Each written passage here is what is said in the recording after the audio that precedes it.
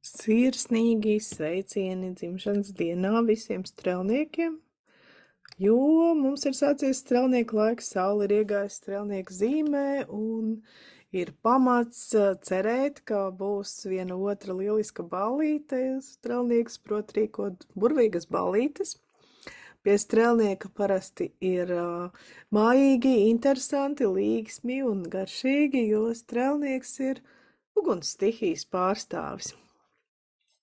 Un strēlniekam ļoti patīk dalīties savā redzējumā, savā vīzijā, un vēl vairāk patīk, ja tu tam piekrīti, un ja tu saki, jā, strēlnieki, es tev sakošu, izšauj to būtu, un tad iesim ar tevi tajā virsotnē karodziņu kopā iespraust.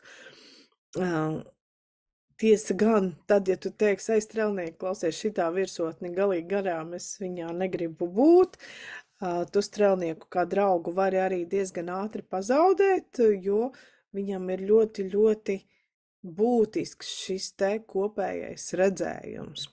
Tāpēc strēlnieki daudz ir politikā, jo viņi ir spējīgi gan aplipināt citus ar savu redzējumu, ar savu ideju, gan arī ar entuziasmu un tādu nenogurstošo savā veidā arī optimismu, jo strelnieku princips tipiskais ir nāks lielāka māla, šitie aizmirsīsies.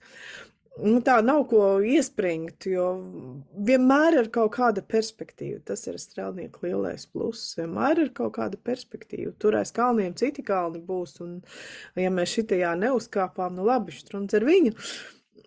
Lūk, tad strelnieku optimismu es novēlu arī visiem, kuri nav strelnieki, un atgādinu, ka viena pati saulīte strelnieka zīmē vēl tevi nepadara par absolūto uber strelnieku, bet var gadīties tā, ka tev ir strelniekā vairākas planētas, un saules tur nemaz nav, bet tad sarēķinot visu kopā, sanāca strelnieks. Lūk, visiem strelniekiem, lai brīnišķīgs laiks, visiem mums pārējiem arī, tāpēc, ka svētki ir jāsvin tad, kad viņi nāk, un viņi nāk.